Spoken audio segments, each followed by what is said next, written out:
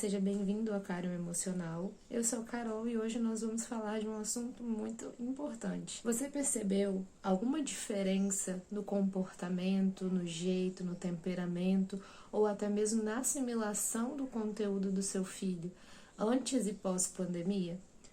Bom, quando nós estivemos em um período de recesso, a rotina das crianças mudou de uma forma muito brusca, não só das crianças, mas também da família. E isso ocorreu por conta do isolamento, né? O período que era para ser inicialmente de 40 dias se estendeu por basicamente 2 anos e as escolas foram voltando de forma gradativa, dependendo do estado, da localidade, das medidas de prevenção, da vacinação dos familiares, enfim, foi uma série de fatores que possibilitou ou dificultou esse retorno de forma mais rápida. Quando nós estamos analisando no contexto escolar, nós podemos perceber a questão de concentração das crianças em relação à troca de papéis, porque por ficarem um período muito longo em casa, as crianças acabaram perdendo a referência do que era o lar e o que é a escola. Então chegam no ambiente escolar com uma série de vícios de linguagem, vícios de comportamento, de horário de descanso, até mesmo questões alimentares, que se iniciaram na pandemia e acabaram vindo para o retorno das aulas. Uma coisa muito interessante de nós falarmos também é que no período pandêmico as pessoas ficaram extremamente ligadas por conta do isolamento a meios digitais, seja televisão, seja telefone celular, computador, jogos eletrônicos, enfim. E muitas dessas crianças ou receberam poucas ou não tiveram recursos o suficiente para fazer as atividades propostas pela escola e não conseguiram cumprir essa demanda, acabaram com um conteúdo um pouco defasado em relação aos outros que tiveram uma aula online, por exemplo, das escolas privadas. Mas o cerne do nosso vídeo hoje é a dificuldade dessas crianças de se adaptar novamente à realidade escolar. Nós que somos adultos sabemos o quanto os meios digitais, as mídias, elas nos facilitam a vida. Mas até nós que temos a consciência, de certa forma, formada em alguns aspectos, nós nos adaptamos a essas informações rápidas e às vezes, isso aqui não tá legal e eu vou girando para cima e vou rodando para cima, vou rodando para cima até algo que me interessa e aquilo me dá uma série de estímulos de sons, tátil, né? Porque às vezes dá uma vibrada. Eu também consigo ouvir o som em potências diferentes e não é aquela coisa monótona. Então, quando nós temos acesso a um meio estático, como um livro, uma folha em branco, dificilmente nos chamará a atenção. E com as crianças é da mesma forma. O excesso de tecnologia que elas foram expostas no período da pandemia contribuiu para que dentro da sala de aula alguns recursos não chamassem mais a atenção. E nós sabemos que as crianças, elas aprendem de várias formas diferentes, algumas vão, não só as crianças, nós também, né? Alguns vão ter mais facilidade ouvindo, outros vendo, outros pegando e fazendo, outros ensinando. Mas como que nós, dentro da sala de aula, podemos nos adaptar a essa realidade de novo? Apesar da pandemia ter acabado há alguns meses, o ritmo ainda não voltou ao normal. E a configuração de sala de aula automaticamente mudou, jamais vai voltar a ser o que era.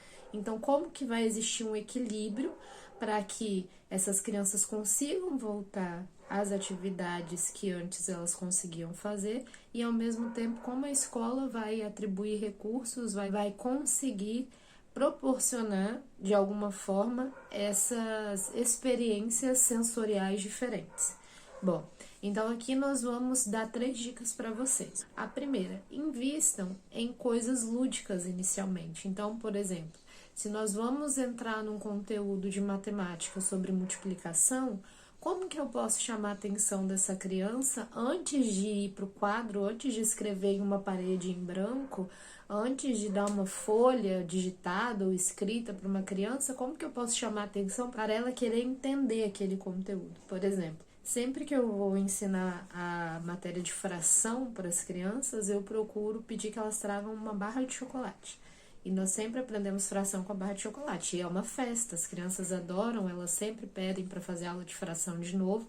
E eu já havia feito o teste de fazer essa aula de fração sem a barra de chocolate. E as crianças sentem muito mais dificuldade. Por quê? Ela já vem aquilo ali, uma coisa diferente estruturalmente, né?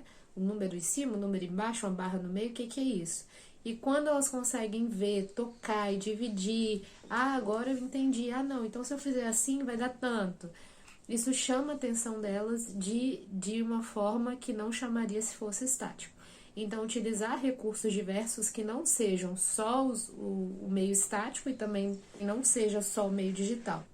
A segunda dica é que nós possamos criar rotinas, porque as crianças elas estavam acostumadas a poder fazer as coisas na hora que elas achavam melhor, talvez tirar um soninho no horário que ela está na escola atualmente. Então, criar rotinas ativas de que as crianças elas possam ter no mesmo horário as mesmas atividades, mas não iguais. Por exemplo, ela tem uma atividade na primeira aula, na segunda aula tem pátio, depois vai vir um intervalo, aí depois vamos ter uma atividade lúdica e depois uma atividade escrita. Vamos supor que seja assim o planejamento de determinado professor. Mesmo que as atividades não se repitam, a criança vai ter consciência de que aquele processo irá acontecer. Bom, depois disso vai ter isso e depois daquilo vai ter aquilo outro. Uma coisa muito importante, muito interessante que eu já vi acontecer foi professores colocando no quadro, mesmo para crianças pequenas, colocavam no quadro o horário de cada coisa. E mesmo que elas não soubessem ler, eu achava muito interessante, porque eles ainda não eram alfabetizados, letrados, nada disso. Eles pegavam, olhavam ali e pela formação das palavras eles já começavam a identificar.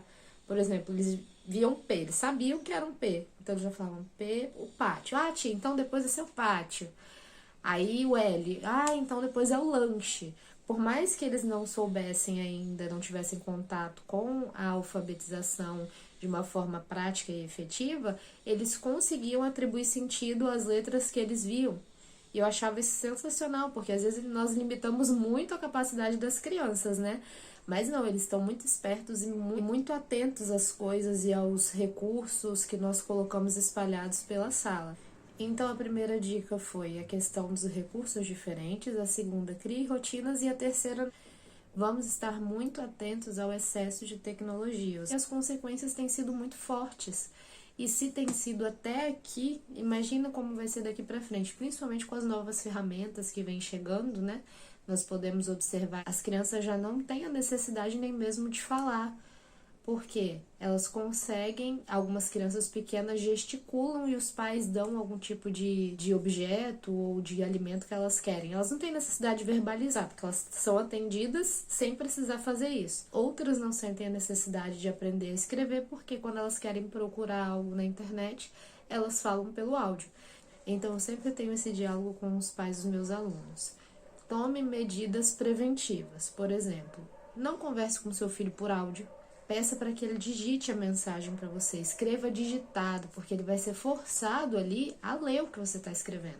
Ele vai ter que entender, já que é um recurso que nós vamos usar para sempre, vamos usar da forma correta. Peça para que ele digite o que ele quer e quando você for responder, digite também para que ele possa ter contato ali com as letras gráficas, para que ele possa entender, decodificar e conseguir te responder, raciocinar sobre aquilo que está sendo escrito.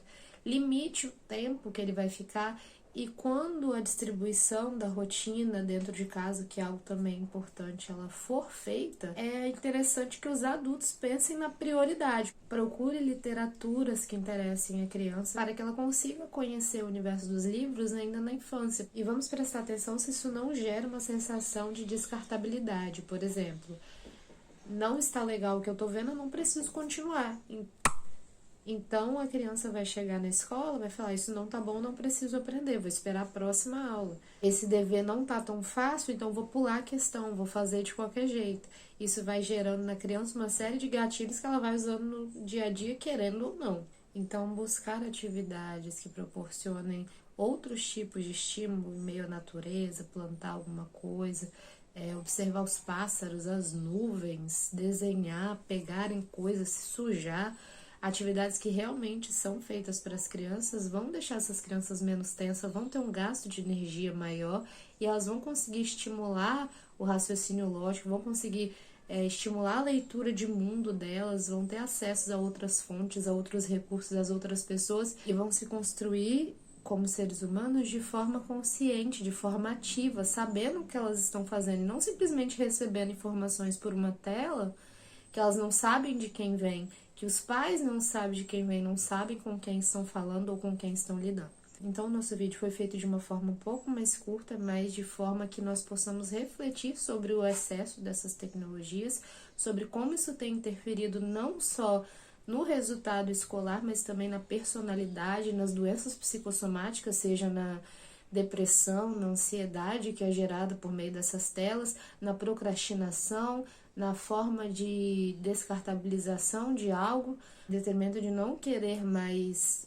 estudar sobre o assunto e achar que é desnecessário e pula e vai para cima e eu não preciso mais disso. Então, essa composição na primeira infância, principalmente, traz resultados lá na frente.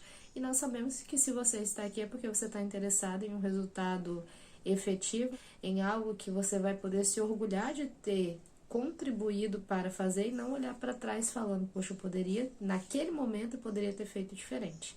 Observe aquela criança que você olha e fala assim, ou aquele adulto que você olha e fala assim, nossa, um dia eu queria chegar a estar nessa posição, eu gostaria muito que meu filho estivesse. Como aquela pessoa foi criada? Quais foram os recursos expostos a ela? Que tipo de rotina ela seguia? Claro que cada família é uma família.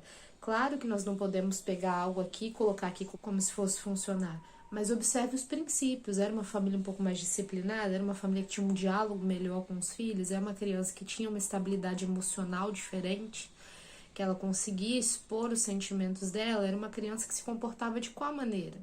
Observe esses pequenos detalhes para que você consiga ser um responsável mais efetivo para uma educação de qualidade e para resultados de verdade. Muito bom ter vocês aqui mais uma vez. Se tiver alguma sugestão de vídeo, pode colocar aqui. E qualquer dúvida, nós estamos à disposição, tá bom? Tchau!